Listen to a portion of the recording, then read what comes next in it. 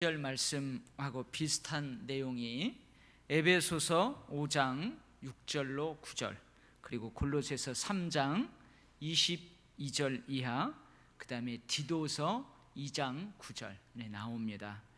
우리가 에베소서 강해 설교를 통해서 한번 공부를 했는데요, 오늘 다시 한번 이 주종관계를 통해서 우리가 지금 살아감에 있어서, 지금은 여러분 노예제도나 신분제도가 없잖아요. 그럼에도 불구하고 이 말씀의 원리가 우리에게 어떻게 적용돼야 되는지 여러분들이 또 스스로 깨닫는 귀한 시간 되시기 바랍니다. 이 성경이 쓰여진 이 고대 사회에서 이제 로마 제국의 노예나 종들이, 어떤 사람은 약 5천만 명, 어떤 사람은 6천만 명 정도의 노예가 있었던 것으로 추정을 합니다. 그러면 이 노예들은 어떤 사람인가? 여러 사람들이 있는데요, 첫 번째는 우리 아버지가 종이었어요. 우리 아버지가 종이었어요. 우리 할아버지도 종이었어요. 그래서 그 종이 그 가문으로 세습되는 경우 나는 종이에요. 내가 결혼해가지고 내가 낳는 내 아들도 종이에요. 내 손자도 종이에요. 이렇게 세습되는 경우 그 사람은 종이고 노예일 수 있습니다. 그 다음에 내가 종이 아니지만 여러분, 내가 무슨 빚을 많이 졌어요. 엄청나게 빚을 많이 졌어요. 그래서 그 빚을 청산하는 조건으로, 그러니까 돈으로 내가 하는 거예요. 돈 때문에 종으로 팔려가는 거예요. 종으로. 그래서 내가 종이나 노예가 되는 경우가 있어요. 물론 그 반대도 있어요. 돈으로 이제 내가 노예의 신분을 벗어나는 경우도 있고, 무슨 공로를 세워가지고 황제로부터 그 자유인으로 그렇게 해서 새로운 가문이 시작되기도 하고 합니다.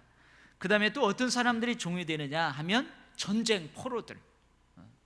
내가 우리나라가 저쪽하고 싸웠어요. 그러면 우리가 이긴, 우리나라가 정복한 그 나라의 사람들을 포로로 끌려와 가지고 종으로 삼을 수 있습니다.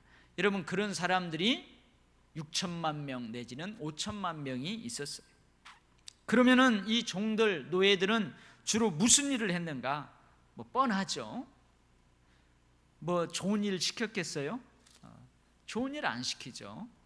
집안에서 허드렛 일 하는 종들이 있었어요. 대부분 다 심한 육체 노동을 감당해야만 했습니다.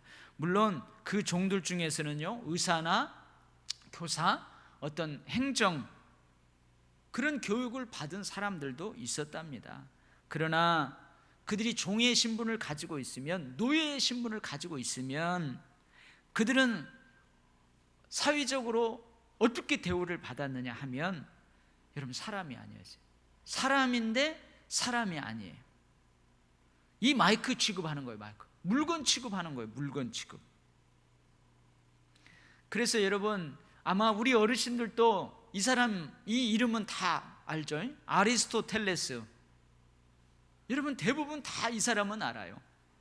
여러분, 이 사람은 좀 지성인이에요. 그 당시 교양을 갖추고 있는 사람이에요. 근데도 아리스토텔레스가 이런 말을 했어요. 노예는 일종의 영혼을 가진 재산이다. 그래서 재산이래요, 재산. 그러나 노예는 살아있는 도구이다. 도구가 생명 없는 노예인 것과 마찬가지다. 그래서 여러분, 법적으로 아무 권리도 갖지 못했어요. 주인의 재산 목록 중에서 한 부분이에요. 주인의 소지품 정도로 취급했어요. 그래서 어떻게 해요? 주인의 마음대로 할 수 있었어요. 여러분, 채찍질도 마음대로 할 수 있었어요. 감금도 할 수 있었고요. 심지어 사형 집행권까지도 주인이 가지고 있었어요. 그리고 이러한 종, 노예들은 의복을 통해서 구별을 시켜 놓았습니다. 믿겨지지 않죠? 믿겨지지 않죠? 진짜 그래요. 그래서 여러분, 그 시대를 배경으로 하는 영화 같은 데 보세요. 진짜 종은 사람이 아니에요. 사람이 아니에요.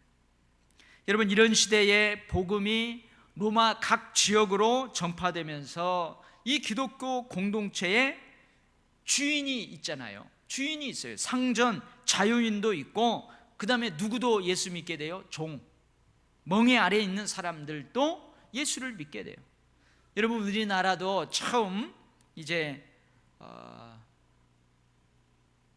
복음이 들어왔을 때에 우리나라도 마찬가지였잖아요. 그 교회 안에 양반도 있고 쌍놈도 있고 천민들도 있고, 여러분, 여러 그 계층이 있었던 것처럼 복음이 각 로마에 전파되면서 그 교회 안에 공동체의 일원들 중에는 여러분 주인인 사람도 있어요. 자유인인 사람도 있어요.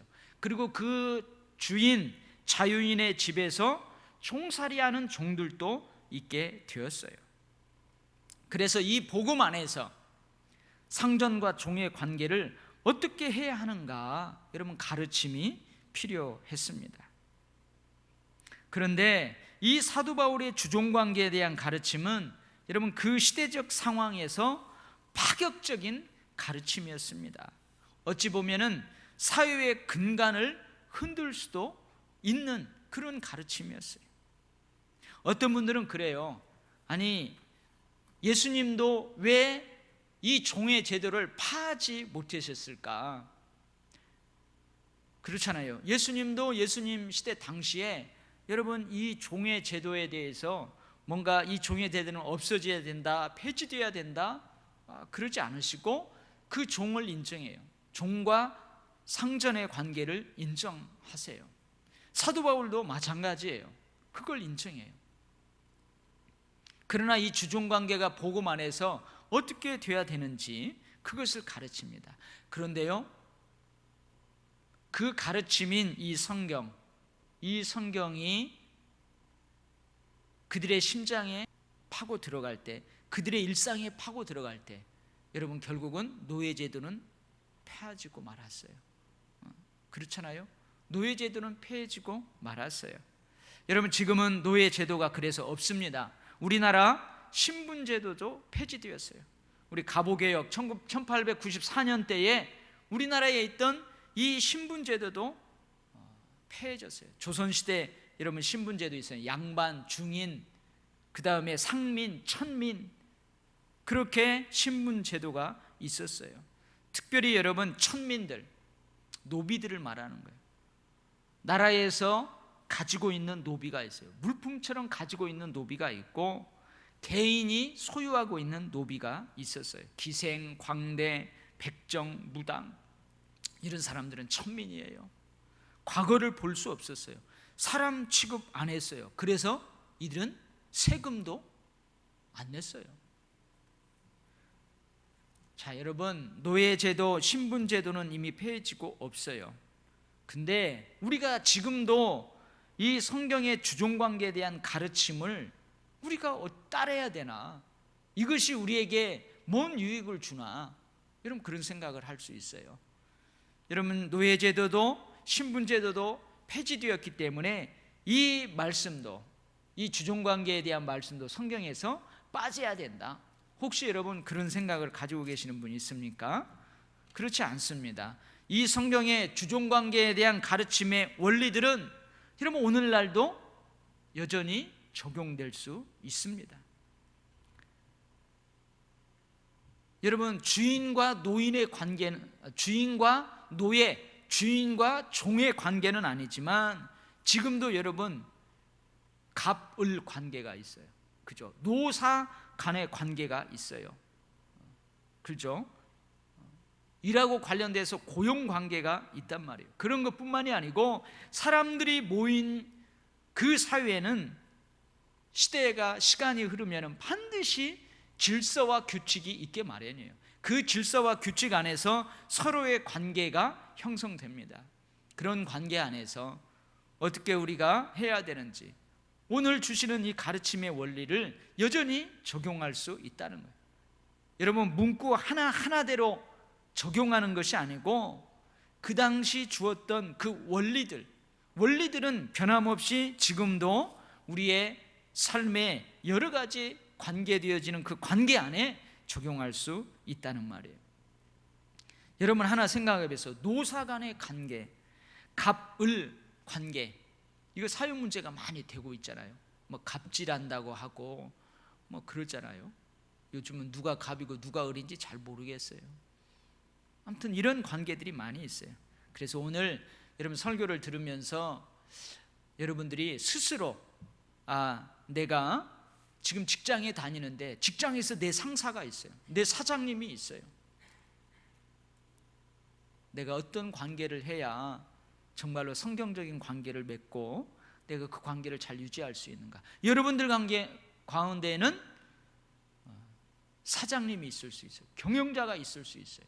그러면 내가 우리 회사원들에게 내가 어떻게 돼야 될지, 여러분들 가운데에서 리더십을 가지고 있는 사람이 있어요. 많은 사람들을 이끄는 위치에 있는 사람이 있어요.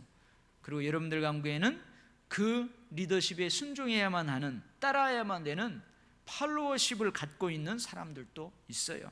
그래서 여러분, 오늘 이 주시는 말씀의 원리들을 여러분 스스로 잘 생각하면서 여러분의 삶에 잘 적용하시기 바랍니다. 먼저 6장 1절, 멍에 아래에 있는 종들에게. 그러니까 무슨 말이에요? 여기에서 멍에가 뭐예요? 자유인이 아니라 주인의 통제 아래에 있다는 거죠. 주인의 통제 아래에 있다는 거예요. 주인의 어떠한 우산 밑에 있다는 말이에요. 그러한 종들에게 뭐라고 가르치고 있느냐? 어떻게 하래요? 첫 번째, 상전에게 범사의 상전을 마땅히 공경할 자로 알라, 그 말이에요. 무릇 멍에 아래에 있는 종들은 자기 상전을 범사에 마땅히 공경할 자로 알지니, 그러라는 거예요. 여러분, 지금 예배드리는 우리가 다 그리스도인들이에요. 그리스도인들이야. 근데 여러분들이 지금 직장 생활을 합니다. 근데 내가 직장 생활하는 그 회사의 경영자는 그리스도인이 아닐 수 있어요. 예수도 안 믿고 뭐 나오고 여러 가지 공통점도 없고 틀린 것도 많고 그래요. 그래가지고 여러분들이 어떻게 하냐? 제 사장 돈만 없으면 나보다도 못한 놈이야.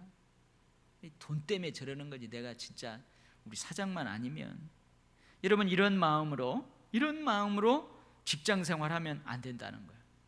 여러분, 그런 생각이 딱 여기에 들어있으면은 언젠가는요, 자기도 모르게 그것이 툭 튀어나옵니다. 툭 튀어나와요. 들켜버리는 거죠.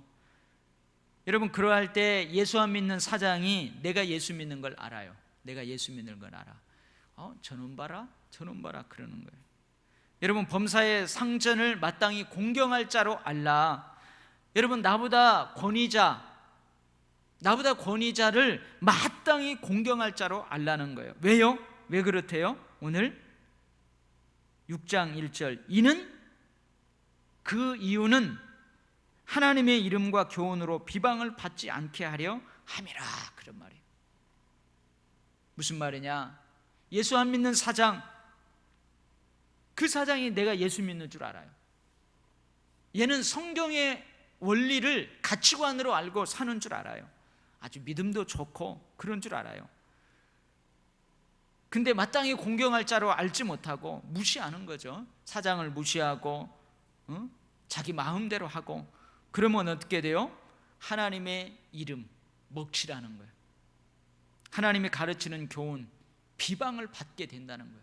그래서 우리가 믿는 예수님의 이름에, 우리가 믿는 하나님의 이름에 먹칠하지 않기 위해서, 우리의 최고의 가치관으로 알고 있는 이 성경의 가르침이 비방을 받지 않기 위해서 어떻게 하래요? 상전에게 마땅히 공경할 자로 알고 범사에 공경하라. 그 다음에 오늘 말씀에는 안 나오지만 에베소서 6장 5절, 골로새서 3장 22절에 나오는데 거기에는 뭐라고 되냐면은 두려워하고 떨며 성실한 마음으로 육체의 상전에게 순종하라.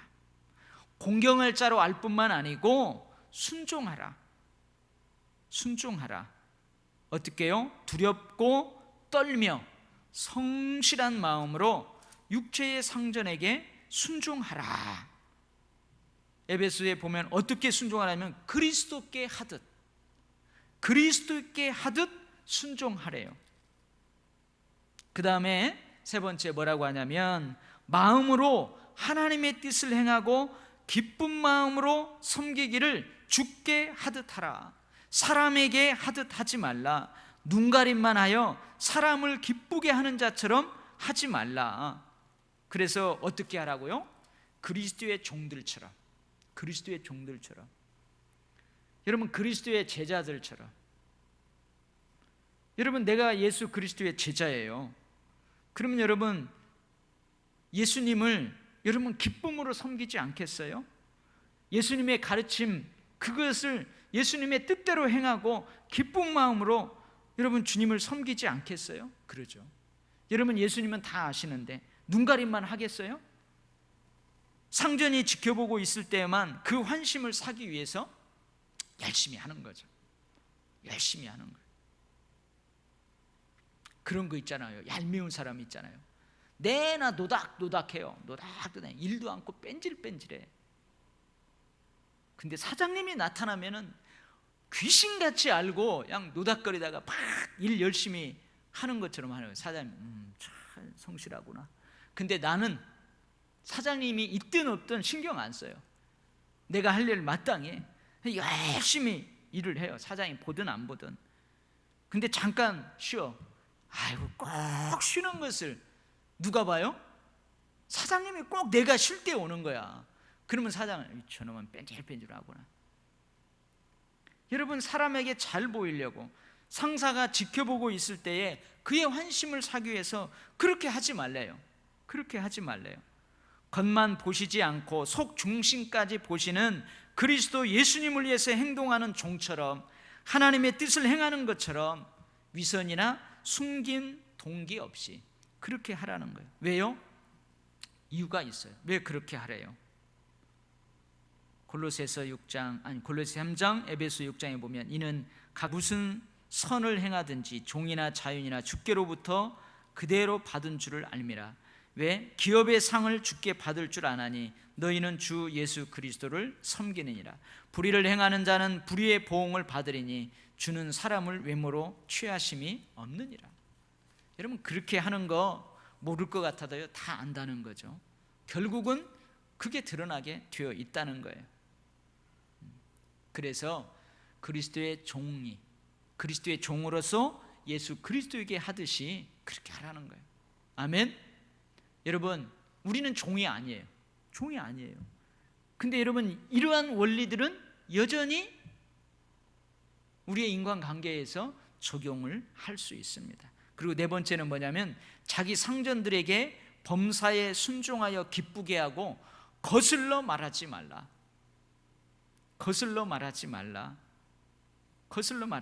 디도서 2장 9절에 보면은 늘 뭐 시키면은 그러지 말라는 거예요. 그 다음에 또 덧붙이는 게 뭐냐면 훔치지 말고 오히려 모든 참된 신실성을 나타내라. 왜 훔치지 말라고 하는지 모르겠어요. 그죠? 그 이유가 있어요. 우리가 거스르지 말고 훔치지 말고 범사에 순종하는데 기쁘게 순종하여. 왜 그러냐? 범사에 우리 구주 하나님의 교훈을 빛나게 하려 함이라. 무슨 말입니까? 인간 주인 앞에서 이해관계 때문에 굽실거리며 비굴하게 굴어라, 그런 의미가 아니에요. 절대 아닙니다. 주인에게 권위를 위임하신 하나님을 인정한다는 의미에서 그렇게 하라는 거예요.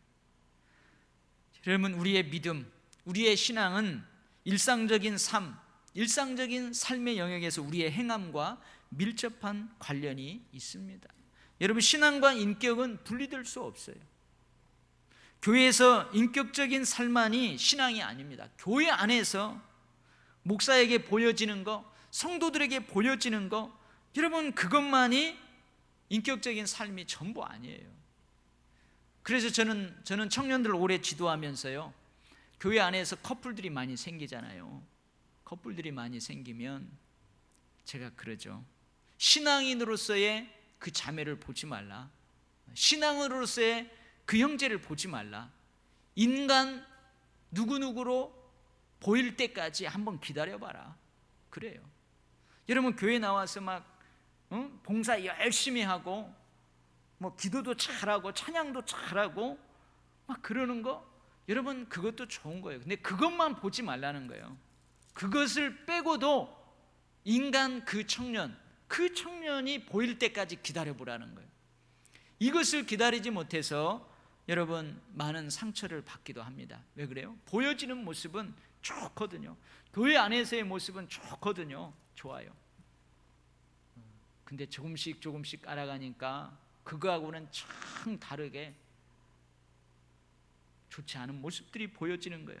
그럼에도 불구하고 내가 그 사람을 사랑할 수 있고, 그럼에도 불구하고 저 사람은 신앙이 있으니까 언젠가는 저 신앙이 저 인격을 변화시킬 거야, 그런 소망이 있고 믿음이 있으면 그때 프로포즈 하라는 거죠. 마찬가지예요.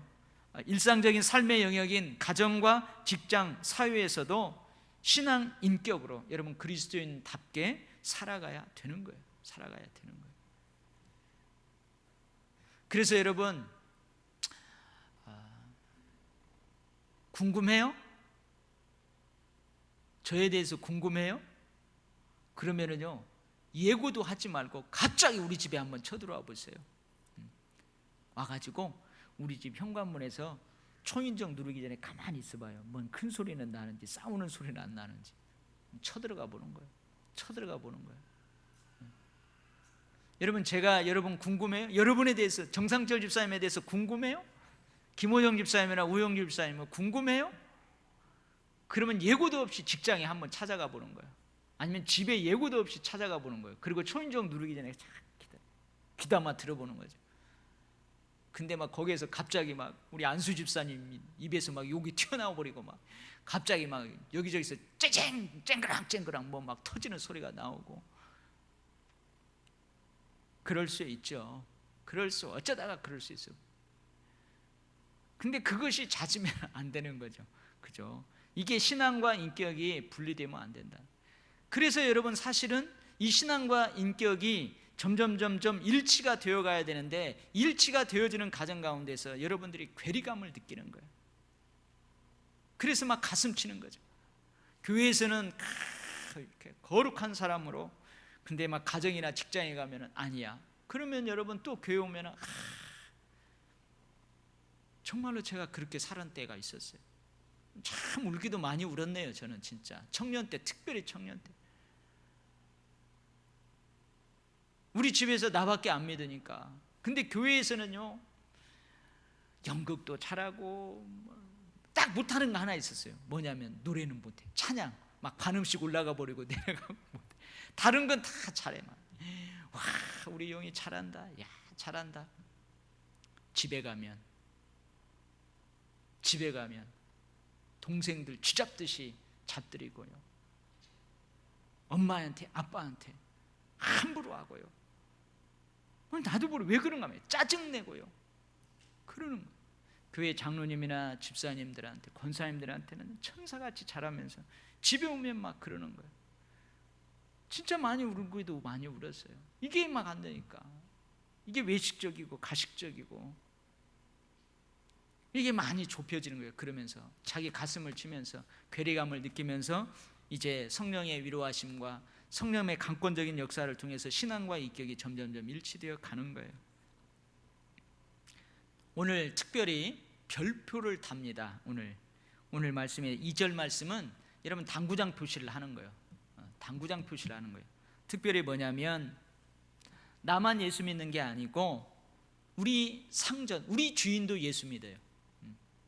내가 먼저 예수를 믿어서 나를 통해서 주인이 예수를 믿게 되었는지, 아니면 주인이 예수 믿은 다음에 내가 주인 따라다니다 보니까 예수를 믿게 되었는지 모르겠어요. 내 상전이 예수 믿어요.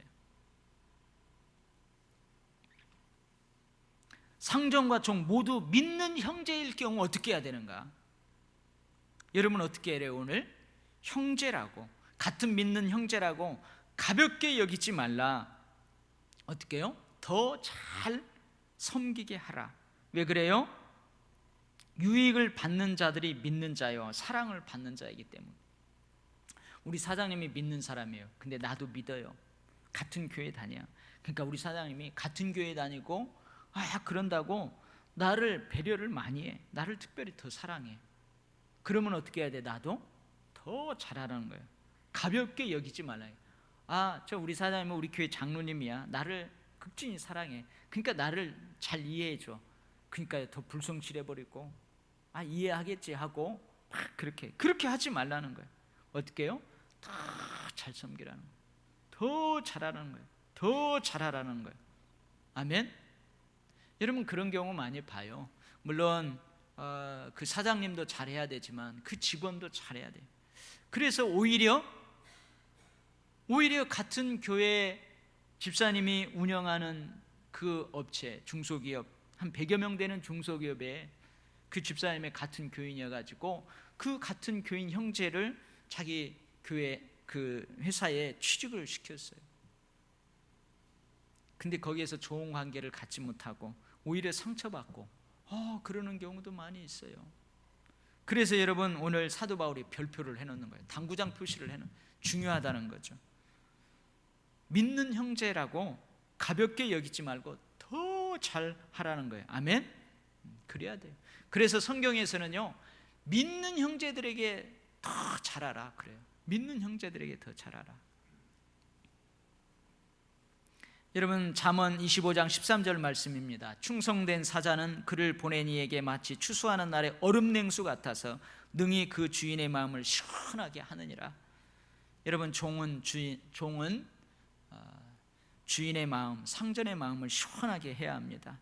잠언 27장 18절 말씀입니다. 무화과 나무를 지키는 자는 그 과실을 먹고 자기 주인에게 시중 드는 자는 영화를 얻느니라. 여러분 종으로서 노예로서 당연히 상전에게 그렇게 해야 돼요. 그렇게 해야 돼요. 근데 당연히 그렇게 하는데 주인이 그 종을 영화롭게 한다는 거예요. 그래서요 주인이 그 종을 보고 참 너무 성실하구나. 그래서 어떻게 해요? 노예 문서를 가져와라. 너는 지금부터 자유인이다 하고 노예 문서를 여러분 태워버리고 자유인으로 집 한 채 사서 지금까지 일했던 돈까지 주어서 자유인으로 해방시켜버려요. 영화롭게. 내가 무슨 부귀영화를 누리겠다고 내가 이렇게까지 해야 되나? 너 아니에요. 그러지 말아요. 한탄하지 말아요. 내가 무슨 부귀영화를 누리겠다고 내가 이 회사에서 말이야 부장 과장님한테 사장님한테 이런 말을 들으면서 내가 해야 되나? 한탄하지 마세요. 여러분 멍에 아래에 있는 종의 모델이 있어요. 아주 좋은 종의 모델 성경에 있죠. 누구예요? 요셉입니다. 요셉. 애굽 바로의 신하 친위대장 보디발의 장군 집으로 팔려온 요셉 종. 이 요셉은 주인에게 은혜를 입을 정도로, 여러분 주인이 요셉에게 어떤 은혜를 주냐면 가정 총무로 삼아요.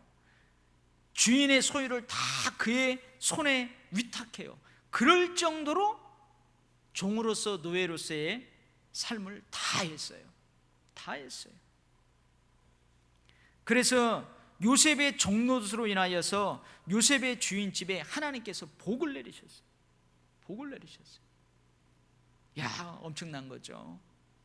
종이 무엇이간데, 그 당시 종은요 그냥 소모품이라니까요. 그냥 이 재산 목록 중에 하나라니까요. 근데 요셉이 그 종노릇을 잘 하니까 하나님께서 그 요셉을 보고 그 주인의 집에 복을 내리셨어요. 근데 요셉은 더 훌륭한 게 있어요. 그게 뭐냐면 주인이 요셉을 신뢰해가지고 주인의 모든 소유를 다 맡겨버려요. 믿어버리는 거죠. 믿어요. 완전 믿어요. 아무것도 금하는 것이 없었어요. 왜요? 믿으니까, 신뢰가 가니까. 여러분, 그러면은요 사람이 조금 달라질 수 있잖아요. 근데 요셉은 그러지 않습니다. 뭐라 그래요? 주인이 자신의 그 주인의 것을 다 소유를 맡기고 금하는 것이 아무것도 없었어도 자신의 위치와 본물을 망각하지 않습니다. 망각하지 않아요. 무슨 케이스냐? 아내, 보디발의 아내가 꼬득이잖아요. 꼬득이잖아요. 그런 때 뭐라 그래요? 주인이 나를 신뢰해서 다 맡겼습니다. 금하는 거 아무것도 없습니다. 그러나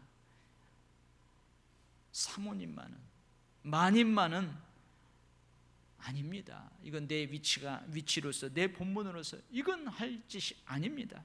명확하게 알고 종노릇 합니다. 여러분, 이 종의 모델이에요. 아주 좋은 모델이 요셉입니다.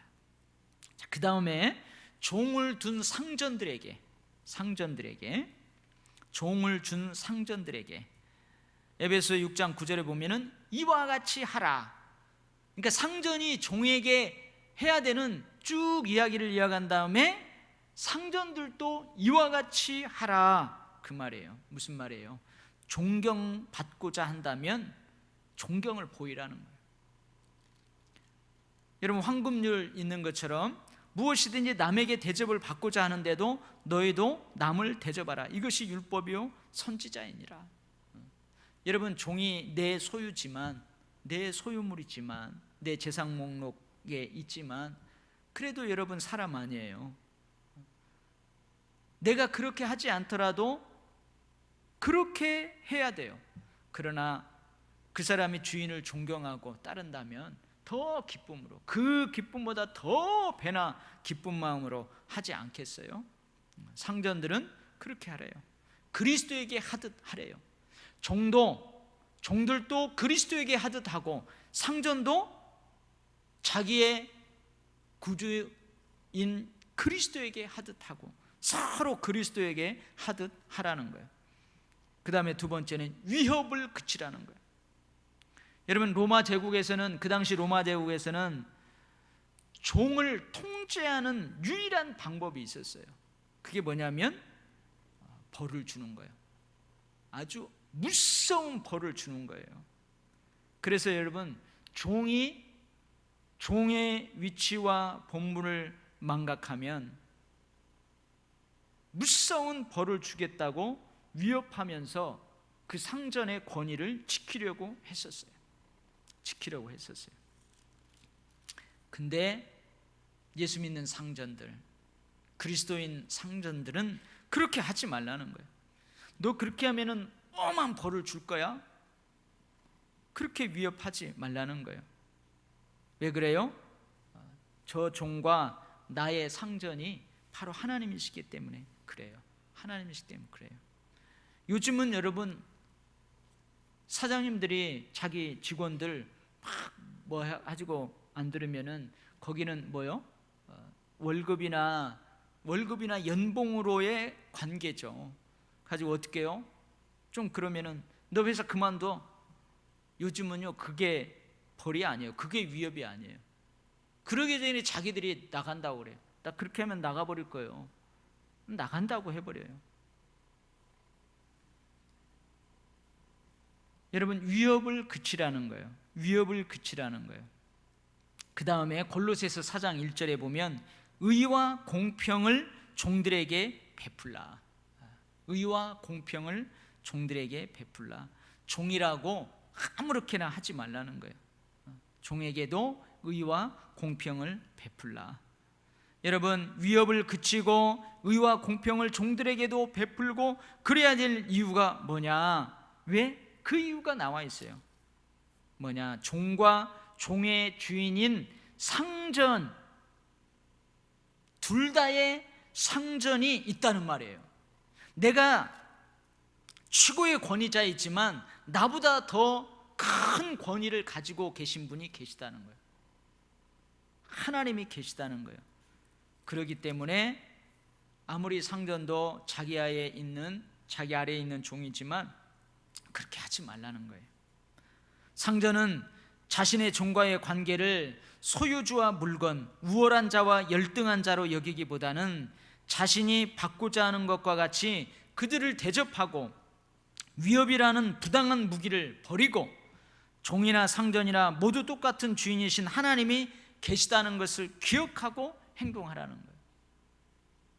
와, 여러분, 이 사도 바울의 가르침, 그 당시 이 사도 바울의 가르침은 파격적이에요. 그렇죠? 로마 사회에서 그 당시 주인과 종의 관계, 주인이 종을 어떻게 할 수 있는지 우리 때 이 얘기 했잖아요. 근데 그러함에도 불구하고 예수 믿는 너희들은 이제 그리스도 안에서 종이지만 참 자유인이 된 너희들은, 네가 상전이지만 너보다 더 큰 상전인 하나님을 모신 예수 그리스도를 모신 주인으로서의 너는 로마의 그 세속적인 법 그렇게 하지 말고 이렇게 하라는 거예요.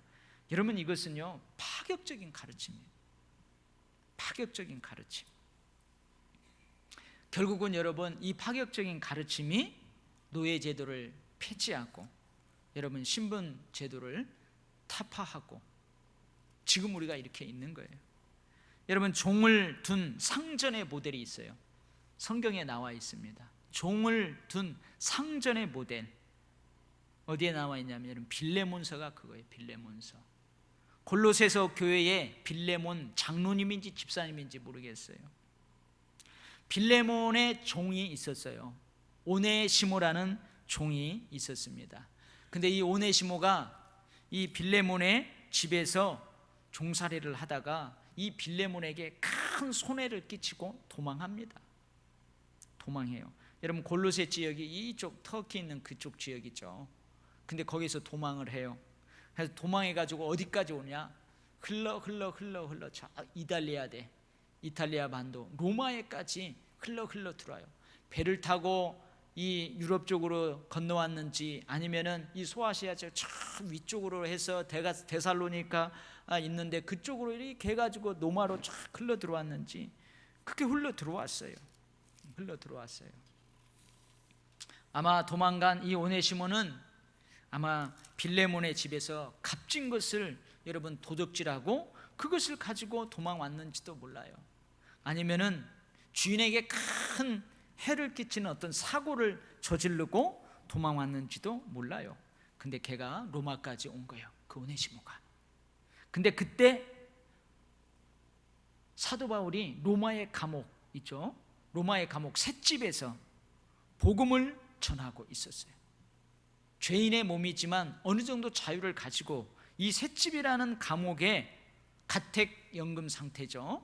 거기에 있을 때에 이 오네시모가 로마에 와가지고 사도 바울이 전하는 복음을 접하게 돼요. 그리고 그가 예수 그리스도를 영접하게 돼요. 그래서 사도 바울은 뭐라고 하냐면 갇힌 자 중에서 낳은 아들이 바로 오네시모다 그래요. 그래서 이 오네시모가 바울의 신복이 됩니다. 바울과 복음 사역을 위해서 귀한 사람이 돼요. 오른팔이 되는 거예요. 아주 귀한 동역자가 되는 거예요. 그래가지고 이제 바울의 신복이 되고 바울의 동역자가 되다 보니까 어느 날 식사하면서 같이 잠을 자면서 이제 이야기를 하는 거예요. 근데 과거의 얘기를 들어보니까 오네시모가 사도 바울에게 자기 과거를 진솔하게 이야기하는 거죠. 알고 보니까 주인으로부터 도망 나온 종이에요. 근데 여러분, 어찌 이런 일이 있어요? 이 오네시모가 도망 나온 그 주인이 누구냐면 바로 빌레몬이네.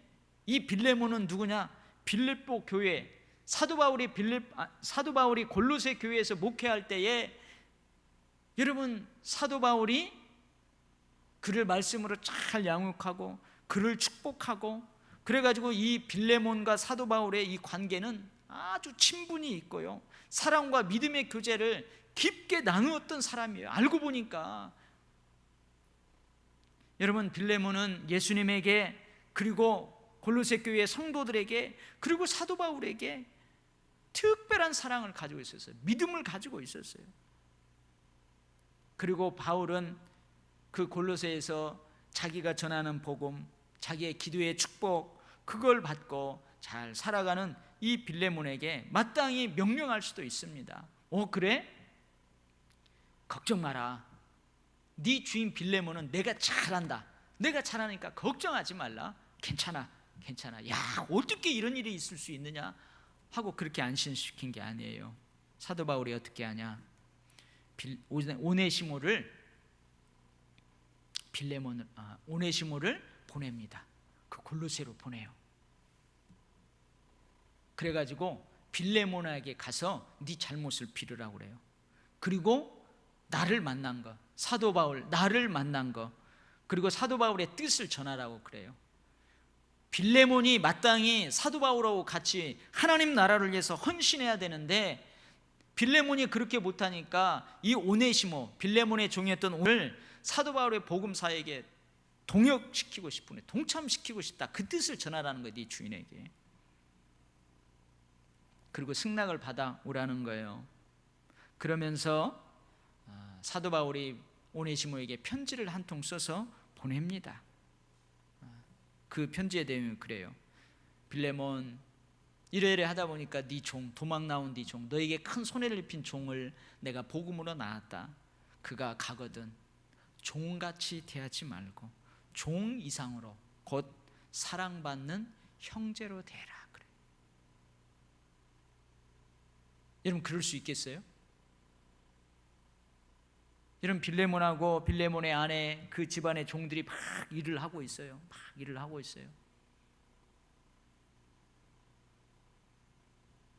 오전 일을 끝나고 막 점심을 먹으려고 하는데 도망간 오네시모가 얼굴이 확 펴져가지고 저 문으로 들어오는 거예요. 그러니까 빌레몬하고 그 집에 힘센 종들이 저놈이 어디 감히 제 발로 들어와 해가지고 딱 잡아갖고 무릎 꿇혀서 족치려고 하는데 오네시모가 속에서 사도 바울의 편지를 딱 꺼내는 거예요. 쭉 읽어보니까 사도 바울의 친필인 거예요. 형제로 대하라. 나를 동역자로 할진대 오네시모를 나 바울을 대하듯이 영접해 주어라. 오네시모가 끼친 손해는 내가 갚아주겠다. 나 바울이 갚아주겠다. 그러나 빌레몬아 한번 생각해보라. 내가 너에게 얼마나 잘해줬느냐. 너 나에게 빚진 거 많이 있지 않느냐. 그거 하면 쌤쌤 아니냐. 그러나 네가 원하면 내가 갚아주겠다. 나는 빌레몬 네가 순종할 것을 안다. 네가 순종할 것을 나는 믿는다. 그러내서 오네시모가 다시 네 허락을 받고 돌아왔을 때 내가 기뻐하고 내 만에 평안이 있기를 바란다. 그리고 빌레몬 내가 곧 이제 너희에게 갈 거니까 나를 위해서 숙소도 잘 마련해 놓아라. 그러는 거예요. 여러분 한번 생각해 보세요. 족치려고 하는데 사도 바울의 편지를 탁 보내요. 근데 빌레몬이 그 사도 바울의 편지를 받고 어떻게 했을까요? 종을 형제처럼 대합니다. 그리스도 안에서 사도 바울이 복음으로 나왔어요. 사도 바울의 아들처럼 대해줍니다. 이게 여러분 종을 둔 상전의 모델이에요. 모델. 여러분 제가 언젠가 이 빌레몬을 가지고 설교를 하려고 그래요. 저는 왜 지극히 개인적인 서신인, 지극히 사도 바울하고 빌레몬하고 이 지극히 개인적인 이야기를 이 성경에 집어넣었을까? 제가 여러 번 읽고요, 공부하면서 여기에는 놀라운 복음이 숨겨 있어요. 놀라운 복음이 숨겨져 있습니다. 여러분 오늘 이 주종 관계, 우리는 지금 노예 제도가 없어요. 우리는 종이 아니에요. 다 자연이에요. 그러나 여전히 우리가 질서와 관계 가운데에서 살아가게 되는데 그 원리들은 여전히 우리가 적용하면서 살아갈 수 있는 원리들이에요. 그래서 여러분 오늘 말씀 여러분들이 잘 받고 신앙생활 함에 있어서나 또 직장생활 함에 있어서나 가정에서나 또 사회생활이나 어떠한 그 생활 반경 안에서 이 말씀을 잘 적용해서 여러분들 많은 사람들에게도 사랑받고 여러분 상전에게도 사랑받고 부하들에게도 사랑받고 친구들에게는 서로 존경받고 여러분 그러한 귀한 삶이 되기를 바랍니다. 아멘. 하나님 아버지, 우리는 각자 위치에서 어떠한 관계적 삶을 살아야 되는지 잘 알고 있습니다. 알고 있음에도 불구하고 그게 잘 되지 않습니다. 하나님 아버지, 오늘 말씀 다시 큰 깨달음으로 가슴에 담습니다. 주님, 도와 주시옵소서. 이 말씀의 원리를 잘 적용함으로 그리스도의 영광을 드러내게 하시고 그리스도의 향기를 드러낼 수 있게 하여 주시며, 우리가 최고의 가치로 삼고 사는 이 성경의 그 능력과 가치를 모르는 많은 사람들에게 빛으로 향기로 드러낼 수 있는 삶 되게 하여 주시옵소서. 감사드리며 예수님 이름으로 기도합니다. 아멘.